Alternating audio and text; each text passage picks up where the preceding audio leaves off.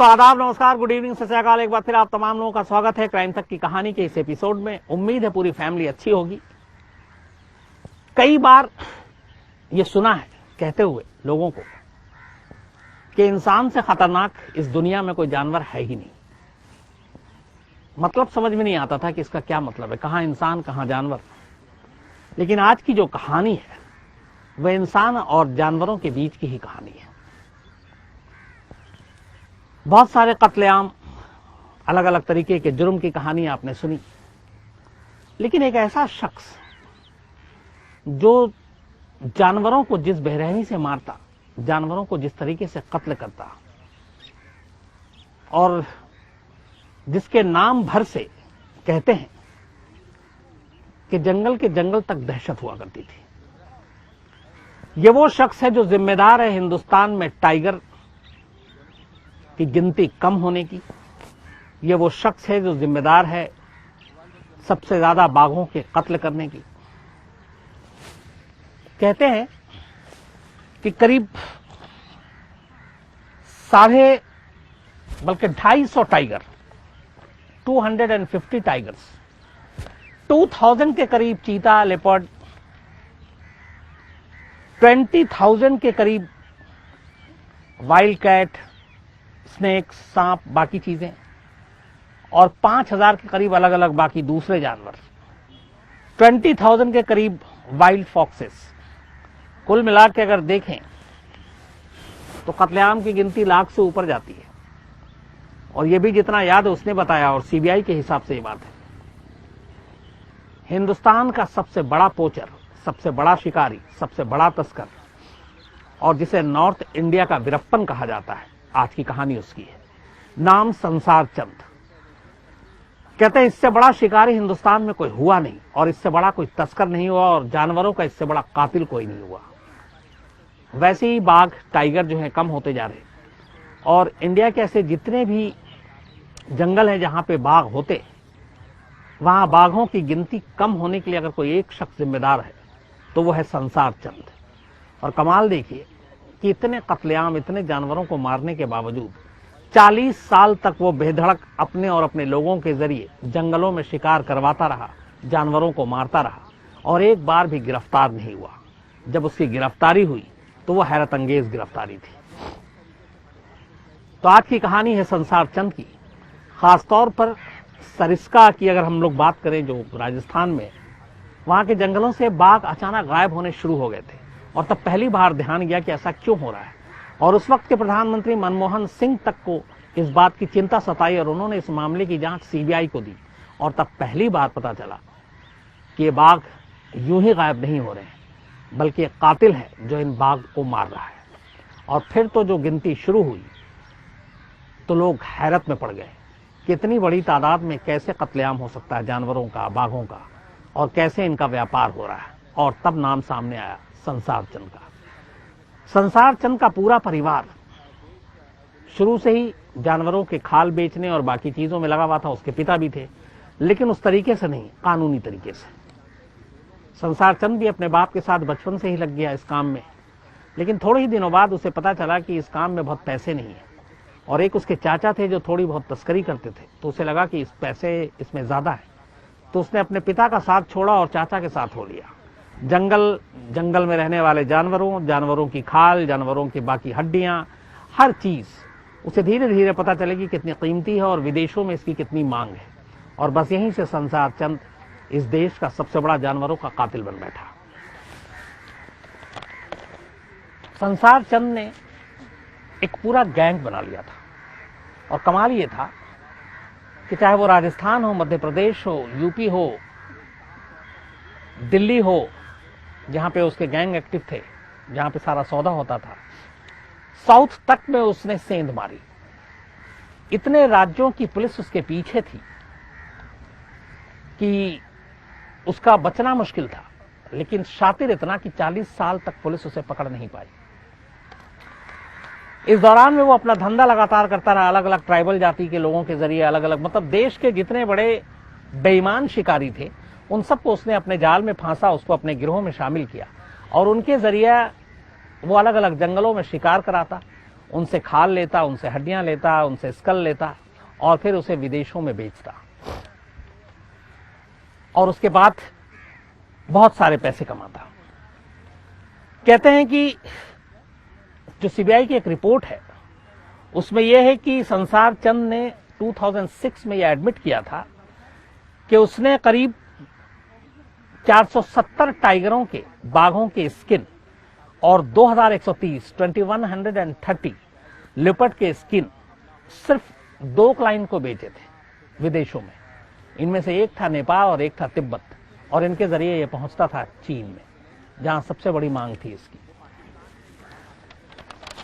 संसार चंद की इस क्रूरता और जानवरों के ऊपर जो जुल्म ढाया, उसकी सबसे जो पहली चीज सामने आया वो 1988 में आया, जब संसार चंद के काम के बारे में एक मुखबिर ने दिल्ली पुलिस को एक जानकारी दी। इस जानकारी के आधार पर पुलिस ने दिल्ली के यमुना पार इलाके में, ट्रांस यमुना इलाके में एक गोदाम पे छापा मारा। जब उस गोदाम पे छापा मारा पुलिस ने, तो वहां से अराउंड 25,800 सांपों के खाल मिले और 1205 के करीब जयकाल के खाल मिले। इतनी बड़ी तादाद में किसी जानवर के खाल इस तरीके से हिंदुस्तान के इतिहास में इससे पहले कभी नहीं मिला था। और यहीं पे पुलिस पूरी तरह से हैरान और परेशान हो गई कि आखिर कौन है जो इतनी बड़ी तादाद में जानवरों को मार रहा है। इसके बाद फिर पुलिस ने उसी इनपुट के आगे कई जगहों पे छापा मारा।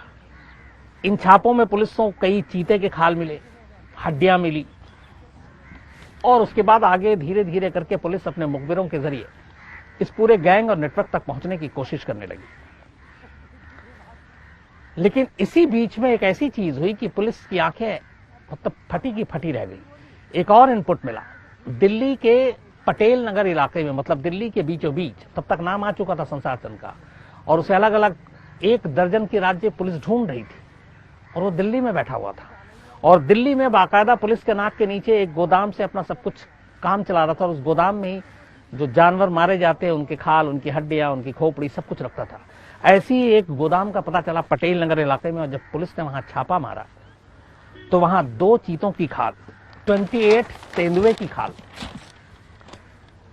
42 दूसरे जानवरों की खाल, 14 चीतों के दांत,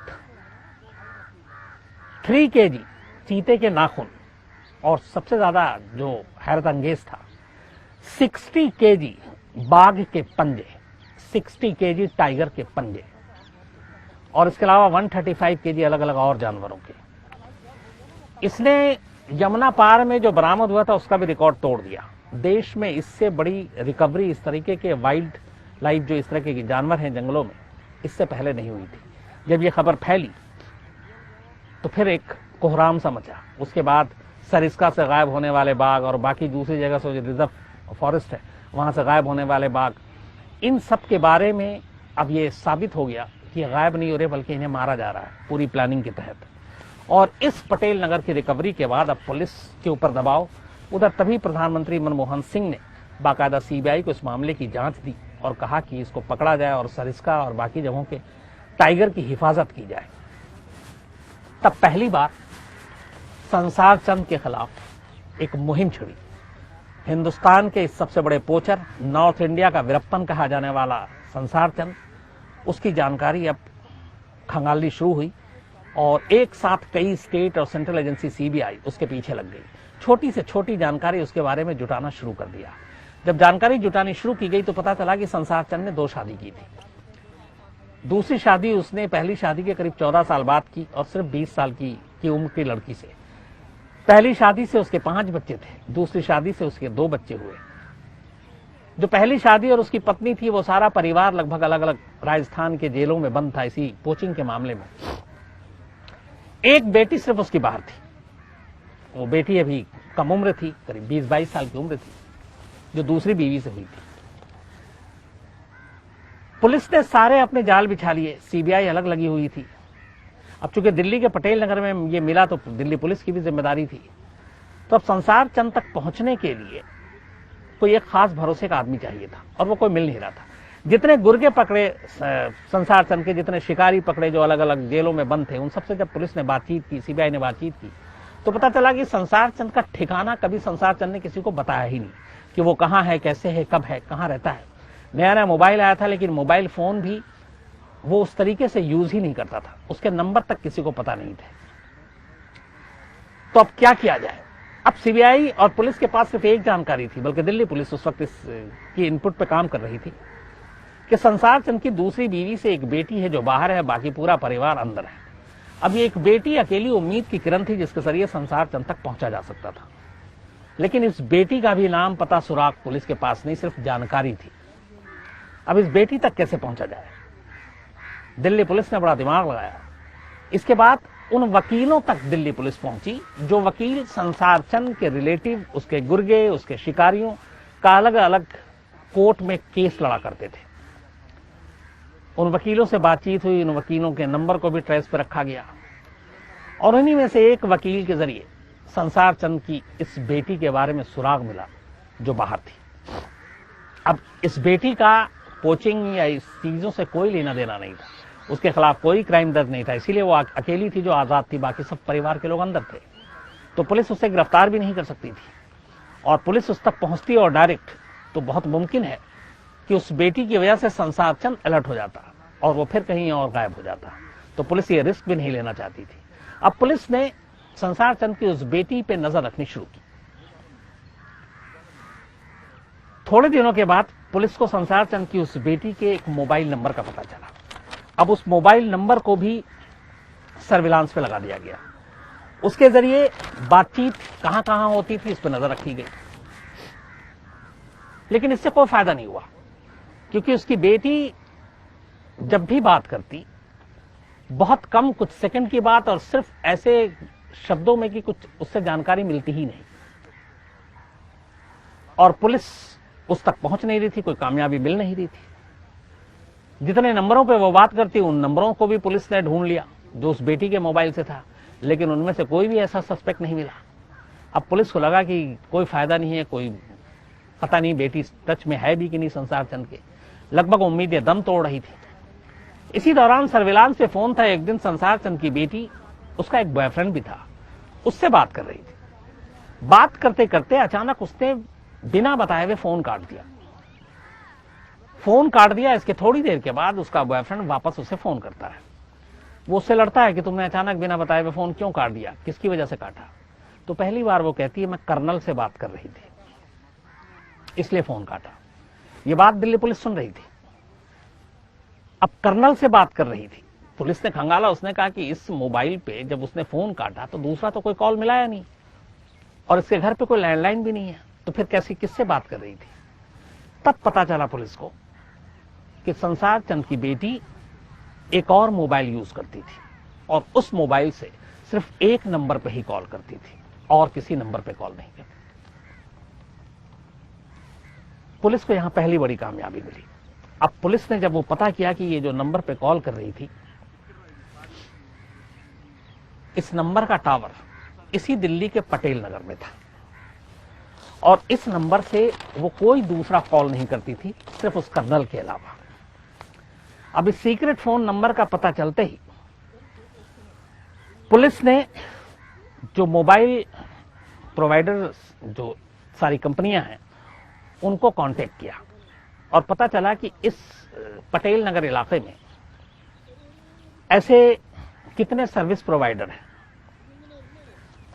तो उस वक्त रिलायंस, टाटा और गरुड़, ये तीन कंपनियां थी जो मोबाइल सर्विस प्रोवाइड कर रही थी। इसके अलावा हच, एयरटेल, आइडिया और डॉल्फिन से भी डेटा मांगा गया कि शायद इससे कोई जानकारी मिले। अब उस नंबर पे जिस पे ये बात कर रही थी, वो नंबर कहां का, लोकेशन क्या, ये पुलिस को नहीं मालूम। लेकिन जो टावर दिखा रहा था वो एक ही टावर दिखा रहा था और उस इलाके का टावर नंबर बी। लेकिन उस नंबर में, उस टावर बी के इलाके में बहुत सारे घर, पटेल नगर एक घनी बस्ती है, उनमें से कौन सा मकान, ये बात 2005 की है और उस वक्त जो आजकल होता है कि कॉल डिटेल और इसके मोबाइल के सर्विलांस से बहुत आसानी से पहुंच सकते हैं, तब ये चीजें इतनी आसान नहीं थी। तो पुलिस को ये तो पता है कि पटेल नगर में है और पटेल नगर के किसी घर में है और वो घर एक बी टावर है जो मोबाइल कंपनी का उस टावर के रेंज में आता है। लेकिन अब वहां पे हजारों घर उस टावर के इर्द गिर्द, उनमें से कौन सा ऐसा घर है जिसमें संसार चंद रहता है। तब फिर पुलिस ने इसी मोबाइल कंपनी की मदद लेने का फैसला किया और इसके जरिए अब एक चीज जानने की कोशिश की। उन्होंने कहा कि ऐसा कौन सा मोबाइल नंबर है जो सिर्फ और सिर्फ एक ही नंबर पे बात करता है, मतलब उसके जो बिल हैं या उसकी जो कॉल डिटेल है उसमें वो किसी और नंबर के पे बात ही नहीं करता है। अगर सपोज मेरा मोबाइल है तो मैं सिर्फ एक ही दूसरे नंबर को कॉल करता हूं या उस दूसरे नंबर से मेरे ही पास कॉल आता है, तीसरा कोई कॉल ना उसके मोबाइल पे ना उसके मोबाइल पे, ये पता करना था। तो मोबाइल कंपनी के जरिए ऐसे, अब दिल्ली में हजारों नंबर थे बल्कि लाखों, लेकिन फिर शॉर्टलिस्ट किया गया सिर्फ पटेल नगर का। अब पटेल नगर के ऐसे नंबर को खंगालना शुरू किया गया जो सिर्फ दो ही लोग आपस में बात करते थे, उस मोबाइल पे तीसरा कॉल तीसरे नंबर पे होता ही नहीं था कभी।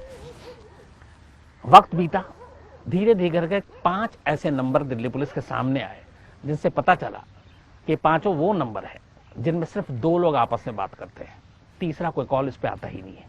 ये एक बड़ी कामयाबी थी पुलिस के लिए। इन 5 नंबरों को अब सर्विलांस पे डाला गया ताकि पता चल सके कि इन 5 नंबर में से संसार चंद और उसकी बेटी का कौन सा जो नंबर है, जो बेटी फोन करती है, वो कौन सा है। 5 नंबर में से एक नंबर मिल गया क्योंकि संसार चंद की बेटी की आवाज ऑलरेडी रिकॉर्ड हो रही थी और उसने कर्नल से जो बात की उस कर्नल का नंबर भी मिल गया। तब पुलिस के लिए एक कामयाबी थी कि उन 5 नंबरों के जरिए संसार चंद के मोबाइल का नंबर भी मिल गया। लेकिन प्रॉब्लम फिर वही थी कि टावर बी दिखा रहा है संसार चंद का और उस बी टावर में पटेल नगर में सैकड़ों हजारों घर। अब उन घर में से कौन सा ऐसा घर।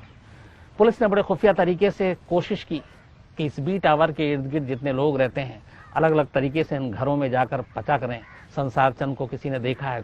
गुपचुप तरीके से पुलिस ने छानबीन की, पता लगाना शुरू किया। पुलिस को लगा कि अब वो पहुंच जाएगी, लेकिन सैकड़ों घर ढूंढ मारा, कामयाबी नहीं मिली। किसी ने भी नहीं बताया कि संसार चंद जैसा जो तस्वीर पुलिस ने दिखाई वो उनके इर्द गिर्द रहता है।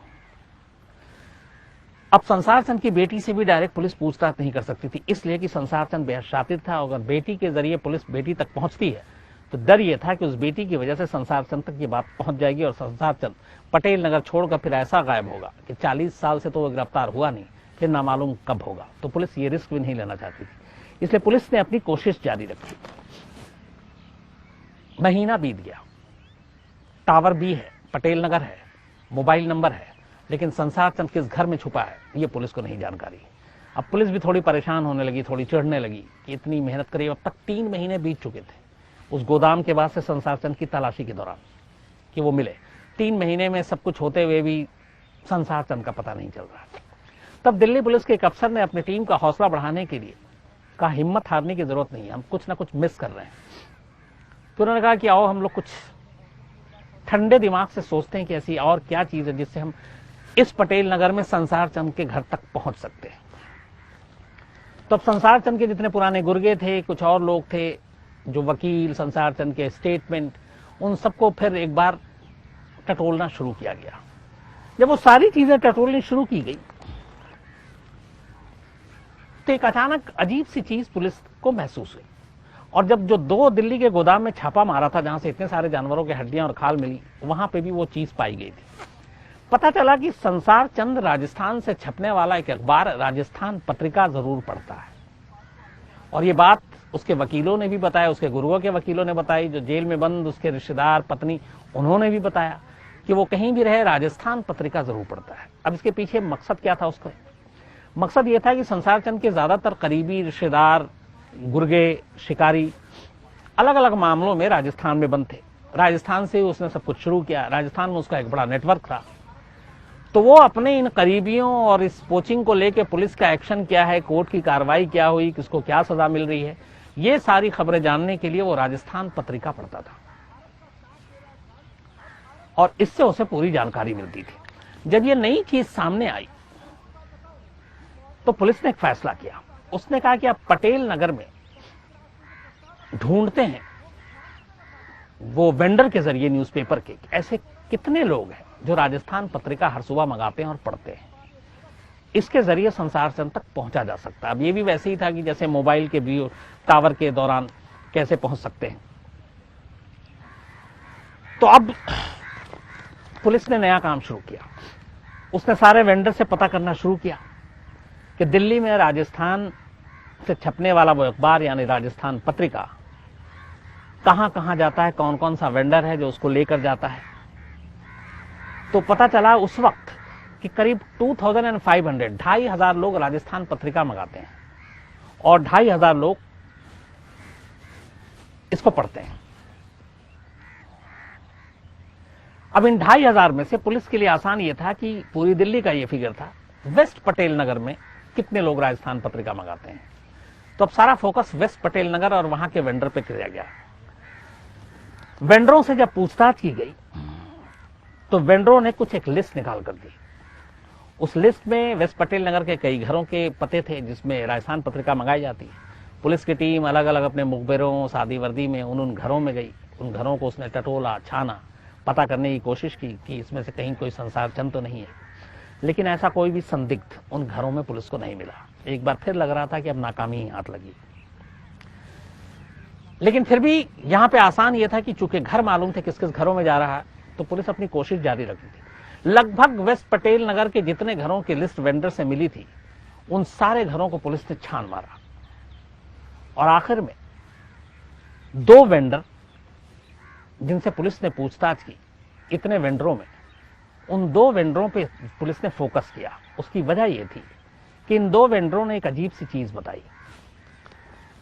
उन्होंने कहा कि जब कि राजस्थान पत्रिका कौन कौन मंगाता है, तो उन्होंने कहा कि यहां पे एक मंदिर है, बहुत बड़ा मंदिर नहीं है, छोटा सा मंदिर है।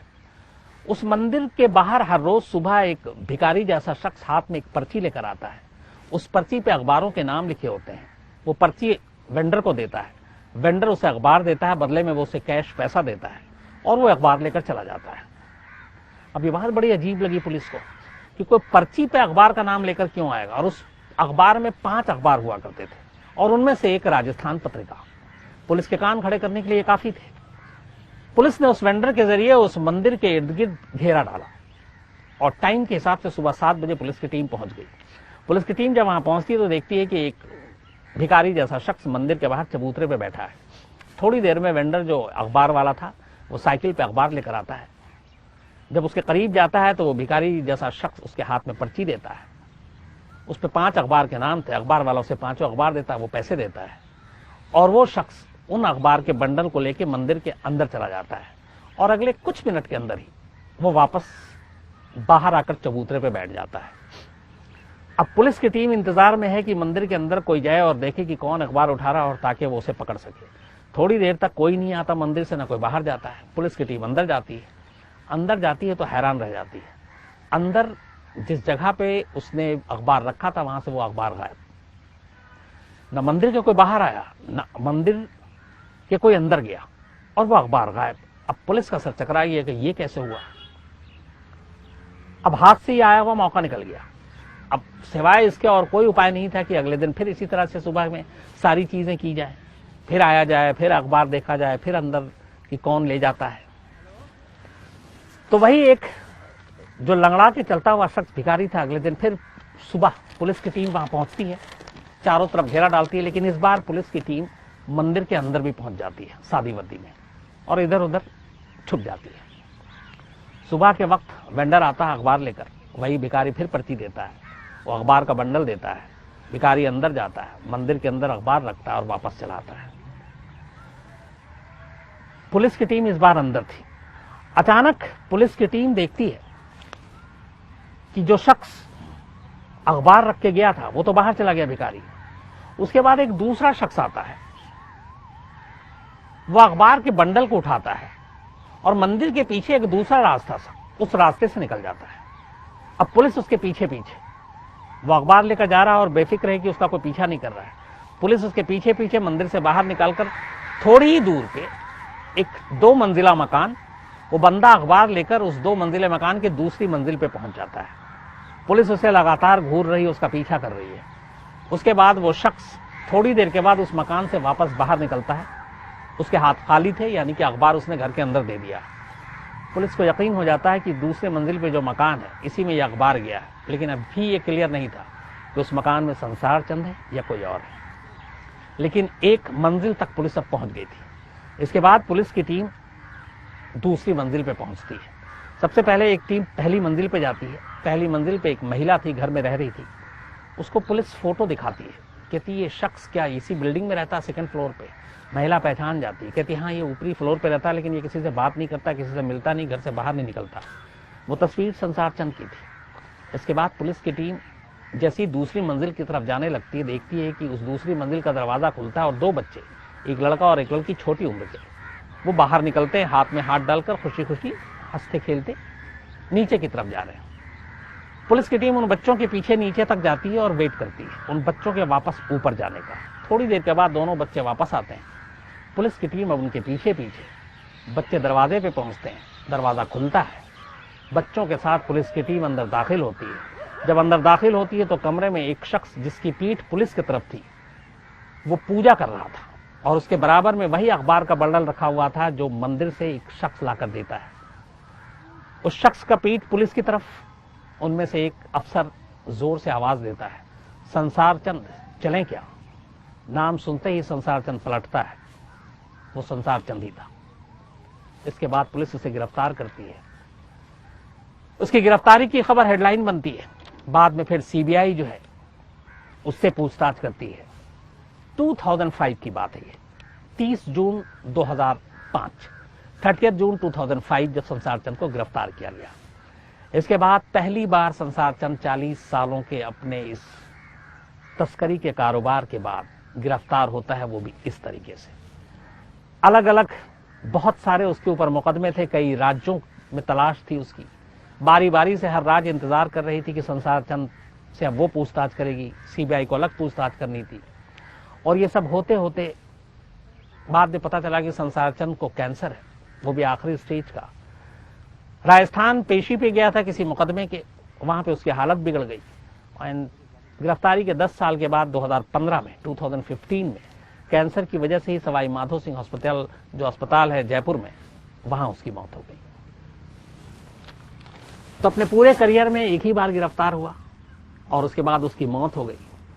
लेकिन जब उसकी गिनती हुई और जो कुछ उसने बताया पुलिस और सीबीआई को, उससे हर एक की आंखें फटी की फटी रह गई थी कि एक ऐसा पोचर, एक ऐसा शातिर पोचर जो वैसे ही जहां जिस देश में बाघ लगातार गुम और कम होते जा रहे थे, करीब करीब 250 टाइगर्स को उसने मारा और उनके खाल, उनके स्कल, उनकी हड्डियां, सारी चीजें उसने बेची और वो सब कुछ विदेश में बेचता। कहते हैं कि न जाने मतलब करोड़ों रुपए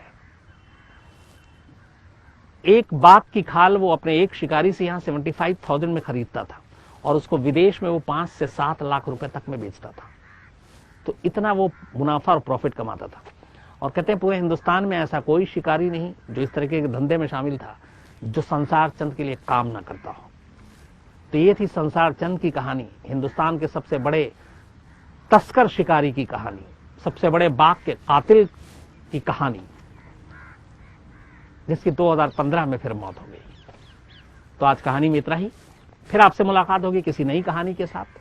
तब तक अपना ख्याल रखिए। आखिरी में फिर एक लाइन वही कहूंगा, शायद इस कहानी को सुनने के बाद अब उन चीजों का मतलब समझ में आ रहा है कि इंसान से खतरनाक कोई जानवर ही नहीं है। तो अपना ख्याल रखिएगा। Thank you very much.